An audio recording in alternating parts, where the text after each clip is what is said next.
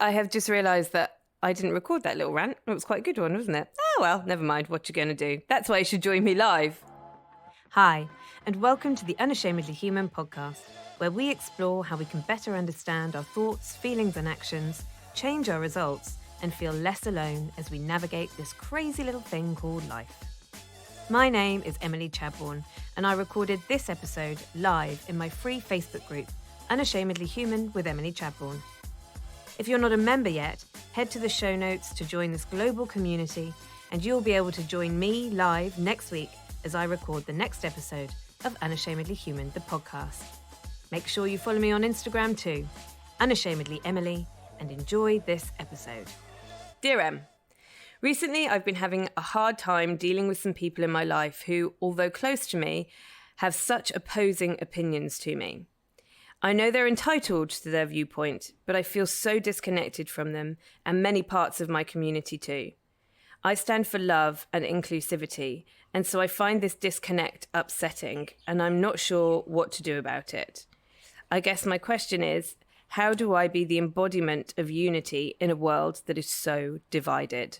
This question got emailed to me, info@emilychadbourne.com, and I really resonated with it. Like, I could feel what this person was feeling when she wrote it. Oh, I'm about to get emotional. Because this year for me has been borderline frightening, and not because I'm scared of coronavirus, not because I'm scared of lockdown, not because I'm scared of the government, not because I'm scared of that, but because of the magnification that political and global events this year has had on the division of humanity. So whether it be the division around Black Lives Matter, how we're still having to remind people that we cannot discriminate on the colour of someone's skin is mind-blowing to me, and yet still here we are in that conversation. It's such an important conversation and it really needs to be had. But there is a lot of division around that, and that feels frightening for me. And there has been huge division around the US election, and that feels frightening for me. And there has been huge division about the global pandemic, and that feels frightening for me, because I don't think as human beings we were designed to survive in division. I think we were designed to be stronger together. We're biologically, spiritually, emotionally, mentally, physically designed to operate as a tribe and operate as a team, and that is where our strength lies. Seeing this high level of division and seeing it so magnified through social media has at times given me the physical sensation of being scared. If you resonate with that, let me know, because I think it's important that we acknowledge that we have these feelings instead of feeling ashamed of them, because when we sit in the shame of them, we won't do anything with them. We keep them close to us. We just become them instead of going, this is an experience that I'm having. What is this experience teaching me? And how can I take action based on this experience? Like, where do I go from here with it? And I think the worst thing about feeling alone in this division is feeling alone in it. When we can unite in like, wow, this is weird, right? This feels gross, right? Then we can come together and feel more powerful in our voice to change it. So absolutely, I can't believe in 2020 we're still having a conversation about any discrimination. I know it does feel a bit like that, doesn't it? But change does take time. We have to be patient. We have to be persistent. Yes, I have felt that. Okay, yep, great. Resonate completely. Good. And some love hearts coming in over the gram. So I read this email and I was like, whoa, that's how I feel. And so how do I answer that question? And to be honest, I tried a few times in my head and I wrote some stuff down, and it didn't feel quite articulate enough. And that's not me deploying my perfectionist strategy. That is me saying I didn't think that what I had inside me could serve in the way that I knew this conversation needed to be served. So I replied to the lovely lady who emailed me and I said, do you mind if I sit with this for a few weeks and I will come back for you? Back to you. Not back for you. I'll come back to you.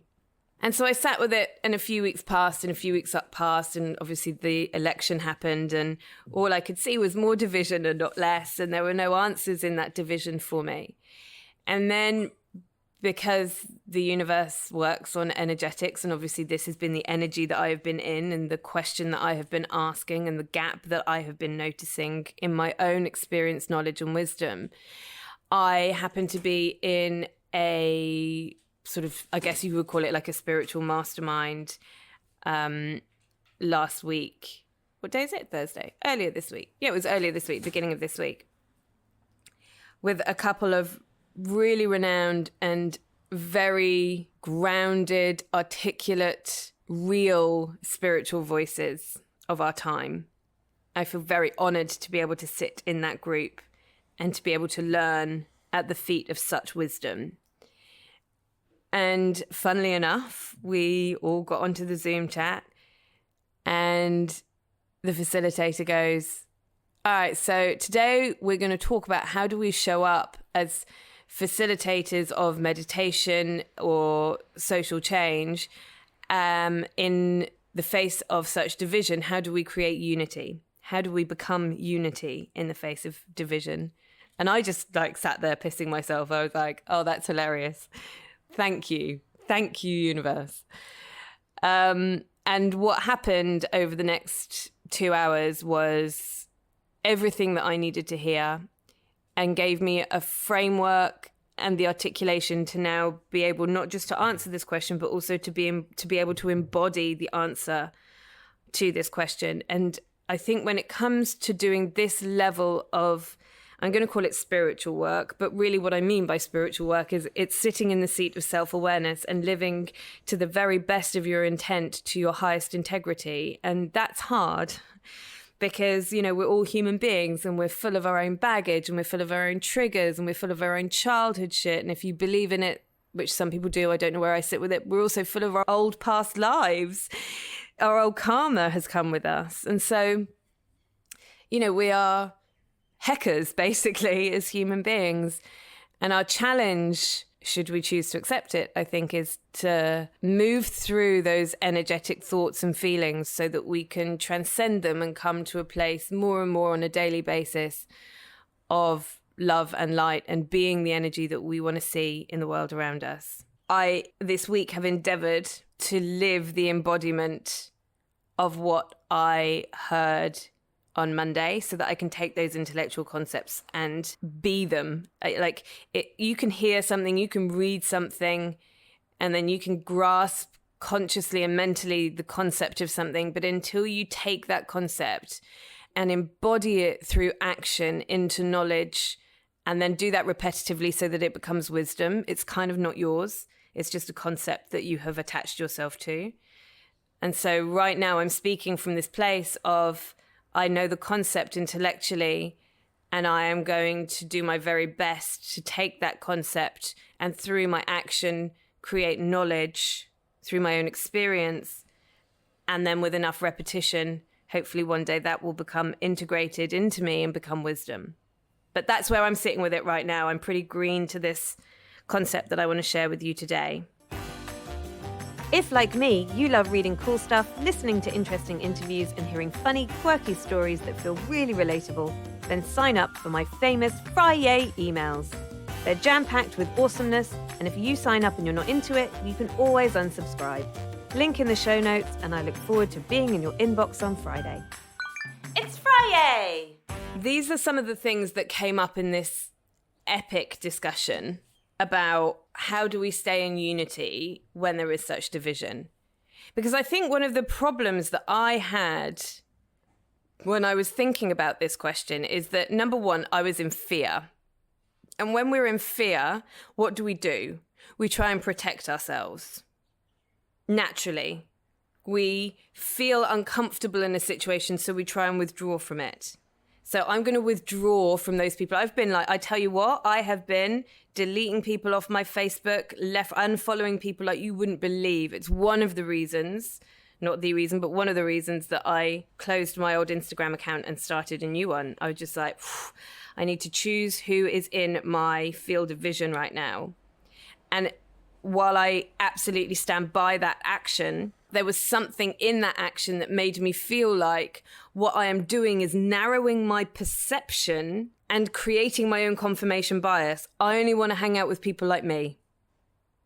And that's a very dangerous place for us to be in. Now, equally, on the flip of that coin, which is the same coin, it's also really dangerous for us to be living in a world where we have so much fake news being pumped into us through algorithms and through story shares. And, you can say anything on the internet these days and people will literally believe it because they don't want to believe the reality that's unfolding in front of them right now. They want someone to blame for the coronavirus. It needs to be someone's fault for the way that the world is. And so it's very easy for us to swing from both. We can either get sucked into the fake news vortex, or we can create our own little confirmation bias where we only ever see our own opinion reflected back to us. And I think both sides of that coin are quite dangerous. We need to find somewhere in between. But what I was doing earlier this year was very much like, Nat, got a different opinion to me, can't handle it. And so actually what I'm doing, even though the conversation I was having with myself was, I'm maintaining my mental health by not getting angry with other people on the internet. But actually all I'm doing is I'm creating more of a division for myself. So I didn't know how to manage that any other way at the time. The other thing I think that I noticed was that I was beginning to get quite upset with people who showed a lack of tolerance. And then because I was getting upset with the people that were showing a lack of tolerance, I was then becoming the person who had the lack of tolerance. So I was then becoming the person that I was upset with. I was beginning to feel like, you're just completely dismissing that other person's point of view. How dare you be like that? That's how I was beginning to feel like, oh, what's wrong with you that you're being like that? But actually, what's wrong with me that I'm being like that? So I was becoming the energy that I didn't like seeing. And then thirdly, I reposted this. I saw it was like an Instagram tile that I saw. And there was a big part of me that agreed with everything that it said. And so, when you can share the post to your own story. And I did that.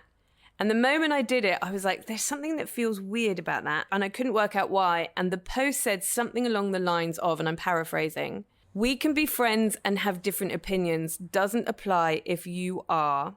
And then there was a list like homophobic, anti-transgender. And I agree with that. I agree that I want to hang out with the people who believe that it doesn't matter what color your skin is, that there should be equal rights for everyone. I want to hang out with people who want to close the gender gap. I want to hang out with people who want to see justice for all. I do. But when I posted it, there was something incongruent about the posting of it that I couldn't quite work out. And then this session that I went to on Monday explained all of that and gave me the language to understand what was going on for me. And this is it in its grossest sense. When I see people who are in division, people who are in a place where they want to divide based on gender, color of your skin, when I see that, I have to, first of all, ask myself, how can I create unity in this situation before I ask, how can I discuss the division of our opinion in this situation? And that's a big ask.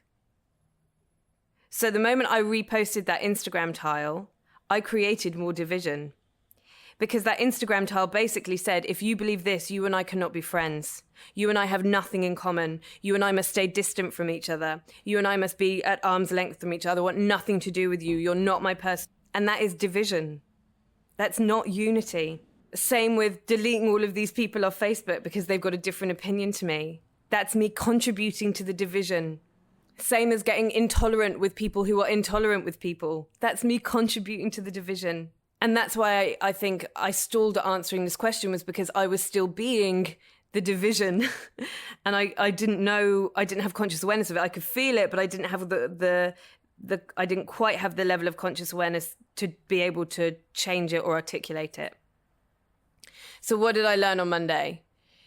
Here are some of the things that I learned on Monday. What we must do when we seek to create unity, first and foremost, is put that unity above division. So we have to look at a situation or at a person or at a difference of opinion. And first of all, before dealing with that difference of opinion or dealing with the division or dealing with the racism or dealing with the whatever it might be, we must consciously and purposefully seek out the unity that sits between us as human beings. And we have to lead with that unity first and foremost. So the unity, the universal unity that connects every single human being on this planet, no matter who they vote for, no matter what their opinion is, every single human being is united by the universal truth that our very existence is sacred.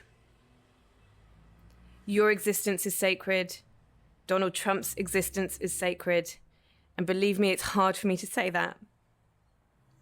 It's hard to look for unity in somebody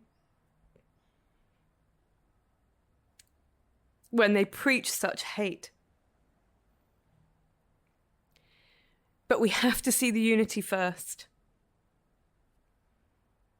Because it's only in the unity that we can fight the hate.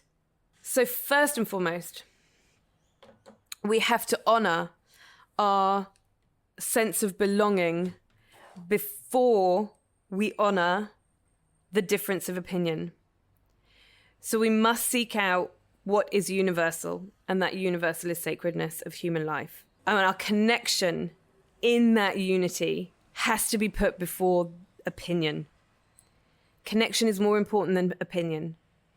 Every time. Now, if you're thinking, now I'm meant to just think that Trump's okay, or now I'm meant to be friends with someone who's a racist, or now I'm meant to just hang out with someone who's homophobic. No. And I'm going to give you some more stuff. Don't worry, that's coming. This isn't about tolerating behavior that shouldn't be tolerated. This isn't about staying quiet or rolling over or being submissive. Not at all. This is about developing your inner strength, which holds a higher vibration than hatred and racism and division and homophobia. It holds a higher vibrational frequency of love and unity. And we have to connect to that, because otherwise we meet division at division and cause more division.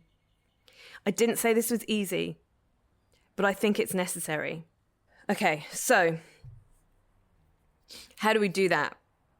How do we handle somebody, especially when they're close to us, right? Maybe they're friends or family members. Like, how do we deal with their blatant racism or their homophobia or their intolerance to another human being? How do we deal with that? It's all very good, Emily, to be like, well, I'm going to see our sacredness of humanness as our unity first and foremost. But actually, that is the first step, and it is a really powerful one. And it doesn't mean that we have to be like, hey, you and me, we are one energy. It's not a patronizing thing. It's nothing that you even necessarily need to communicate to that other person. It's always a good idea to find common ground before you open up this type of discussion, before you lay down your boundary. It's always good to create a circle of respect and trust with the person that you are about to set a boundary with, or maybe have a debate with. Ultimately, we must connect first through unity. The second thing is that we have to really listen. So one of the things that got said in this discussion on Monday was who they are is beyond their opinion. And I thought that was a really powerful statement. The person that is presenting, whether it be me or whether it be the person I'm talking to, the person is not the opinion. Somebody's opinion has been learnt. They weren't born with that opinion. They might have been born into that opinion because of their family, because of their geographical location, where they were born, their socioeconomic background, who their neighbor was, what their religion was. They might have been born into that opinion, but they are not their opinion. It's like, I'm wearing a white t-shirt, but I'm not the white t-shirt. I'm just wearing the white t-shirt. And that's what opinions are. They are things that we wear. They are things that we collect. They are things that we put on, but they are not who we are at our essence. They are not that sacred bond of unity and humanness that connects us all. So we can not like my white t-shirt. You can be like, you look shit in that white t-shirt. I'd never wear that white t-shirt. Okay, cool. But that white t-shirt isn't who I am.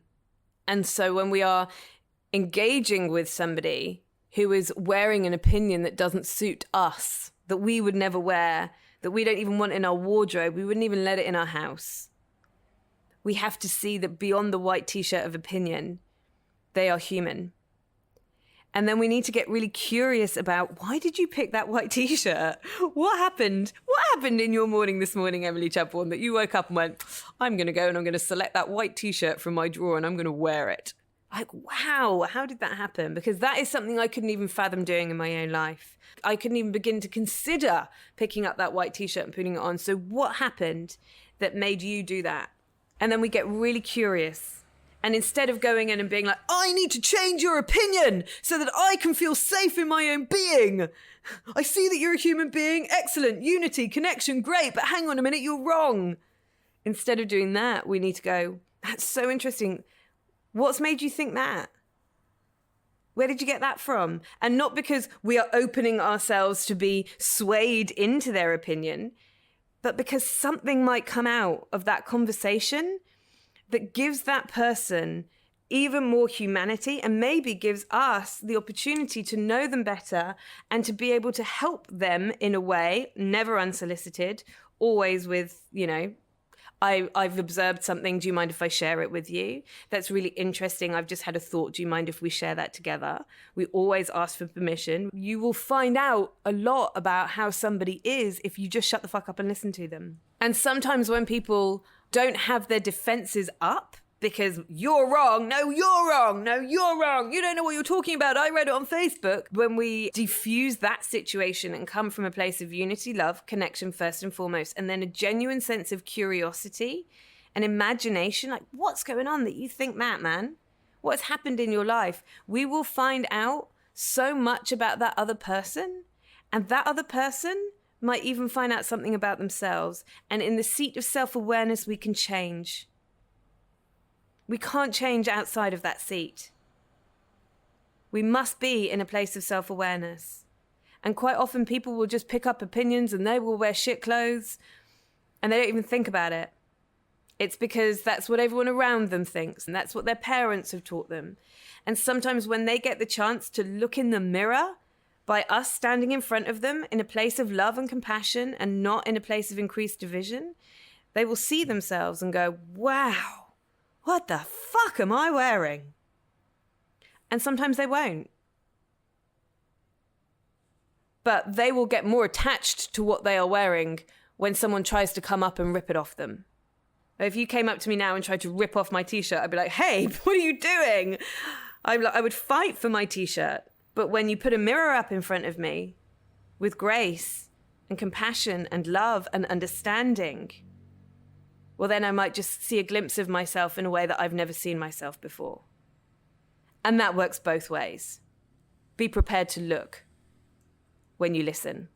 So that's the second thing. We get really curious about why someone is the way that they are instead of assuming that the way they are is wrong or bad, because we have to seek that unity, which is you are not your opinion. Another thing, a snippet, a soundbite, words that were said, notes that I furiously scribbled down, is this. If someone is winning at the expense of another, we are all losing. And this one really sat with me because I know about myself that I can be very righteous and I feel very safe when I feel like I am winning over somebody else. And that's something I've really worked on over the last 5 years because it doesn't serve me in the way, it doesn't serve me and it doesn't serve you. And to be able to have this level of articulation around that has been really useful for me. If I have to win at the expense of you, we are both losing. So you might end up leaving a discussion with a loved one or a family member and they're like,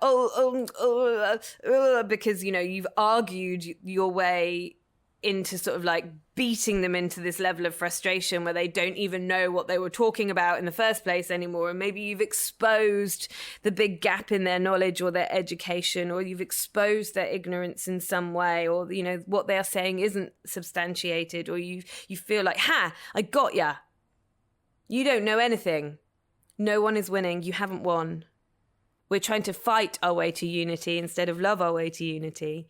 I think, we're telling people that they are right and that they are wrong, and we're not our opinions, and we're so much more nuanced than that. We're not just one story.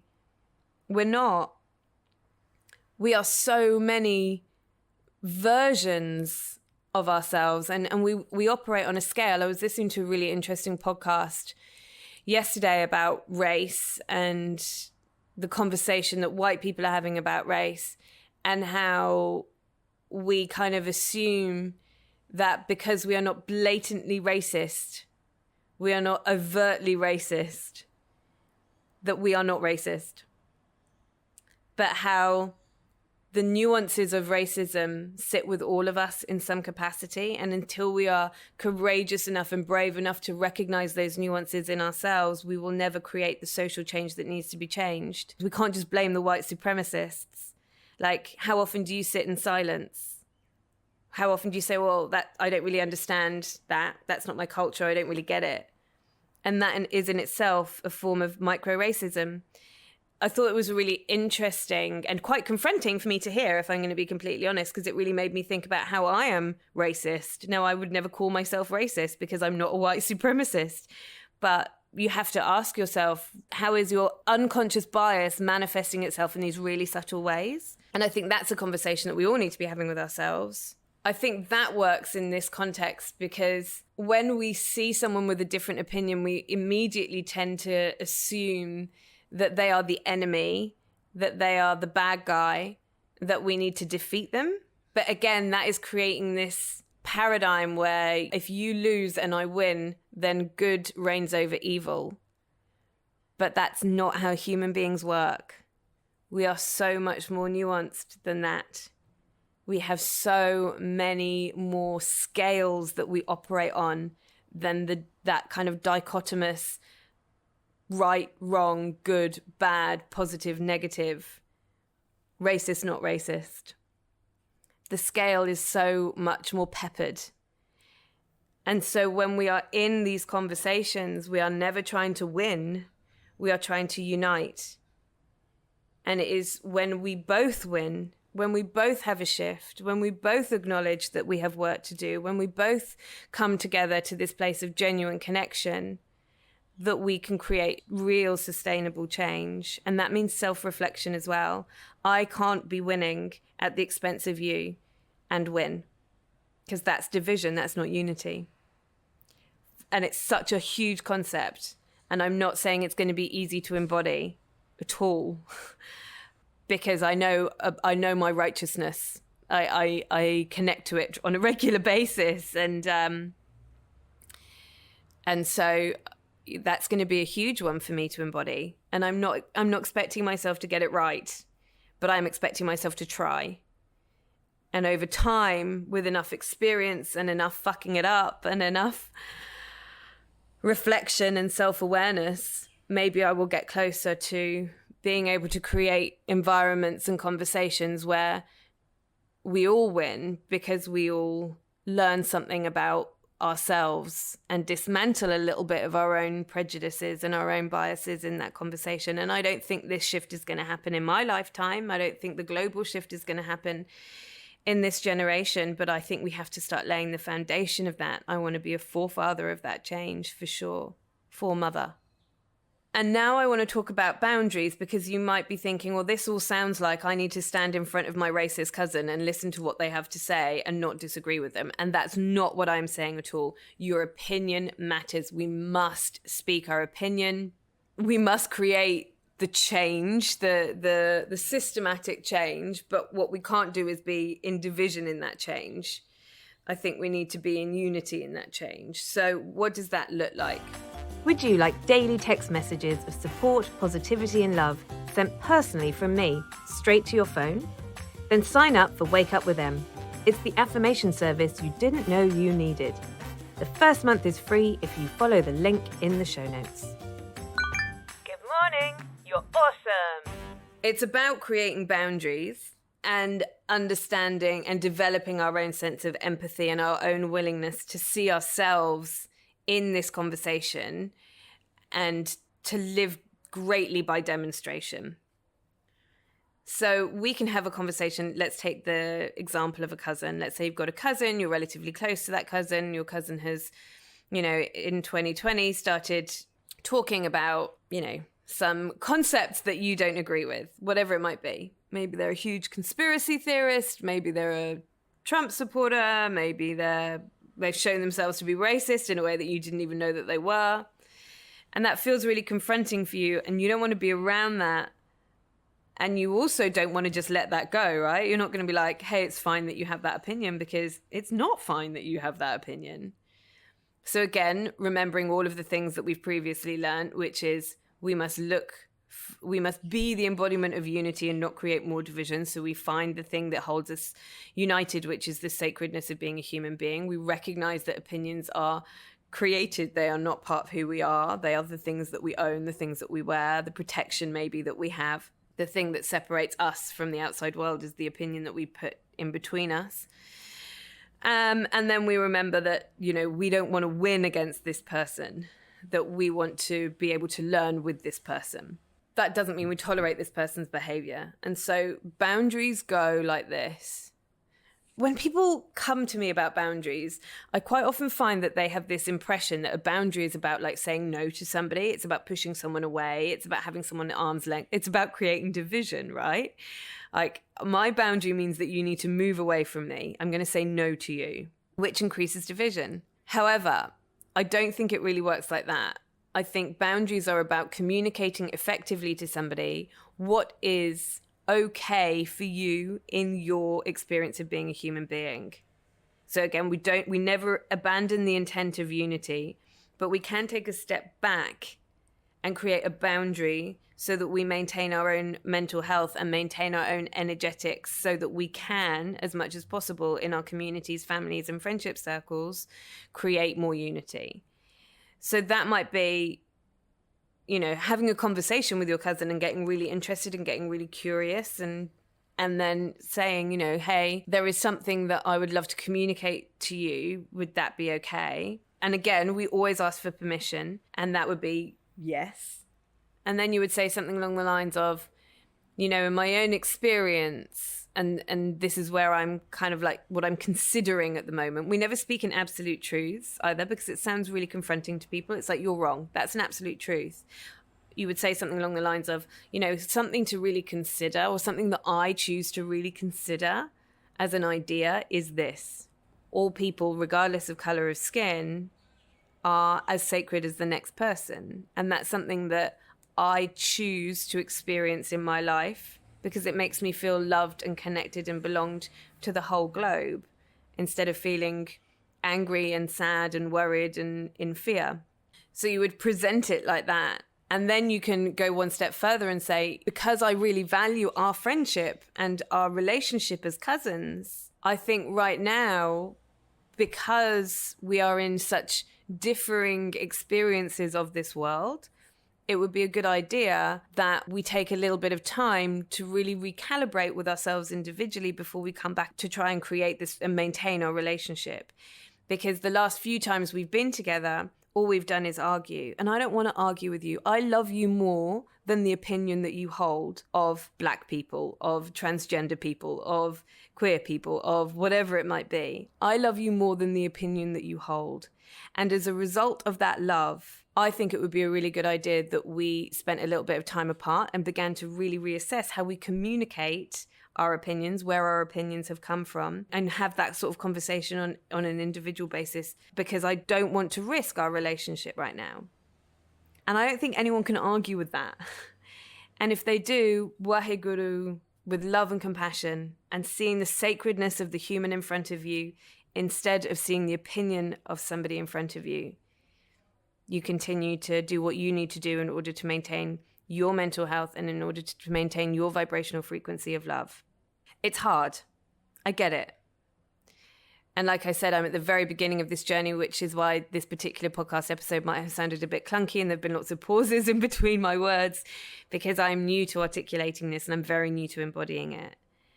But I don't think we are in a place individually or collectively where we can pretend that this conversation doesn't need to be had or acted upon, because I think we're at a critical time in humanity.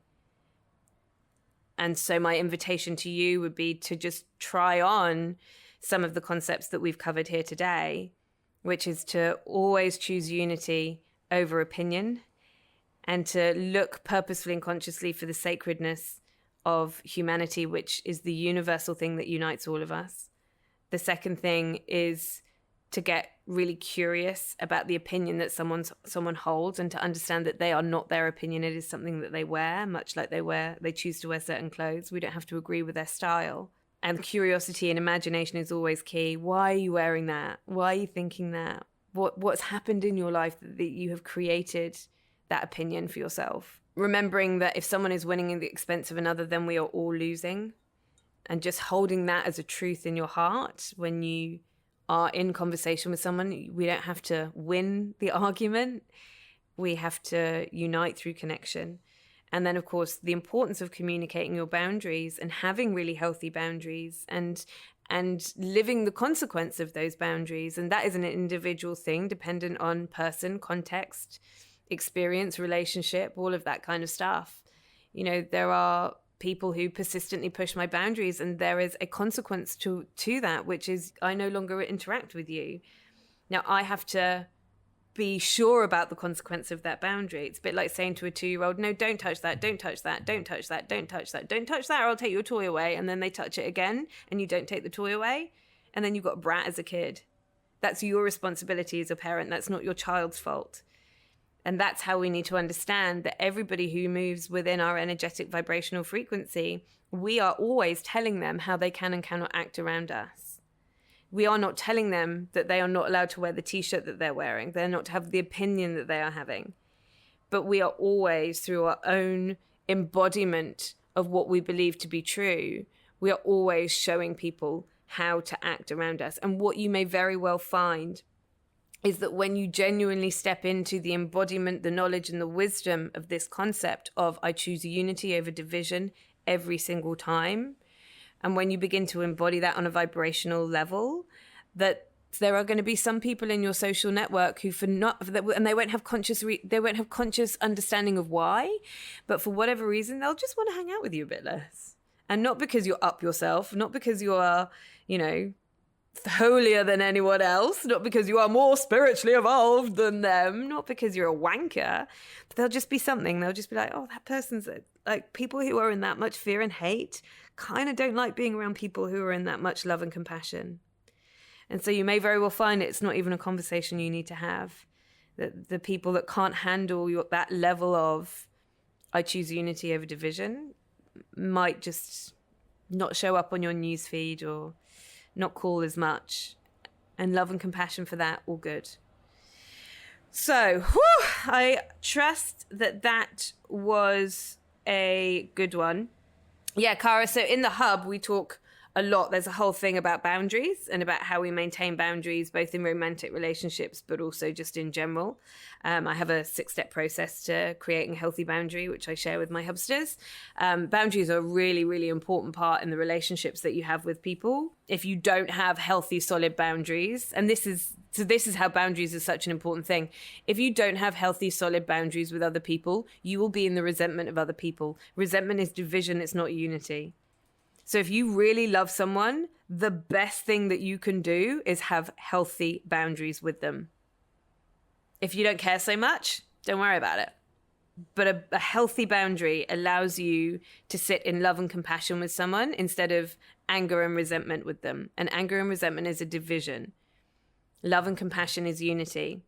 Unity isn't about, let's hang out together every day. Unity is about, I see you as a human being and I acknowledge that is more important than anything else that you say or post or how even you act. But I don't have to be that. I don't have to be that with you. I have to tolerate that behavior in my experience. So yeah, healthy boundaries is really important. You can't be in love and compassion, which is unity with another person, if you are in resentment of them because you don't have the inner strength to be able to create a really solid boundary. The most loving thing that you can do for the people in your life is have solid and consistent boundaries, because then they will feel safe in your energy because they know how to behave around you.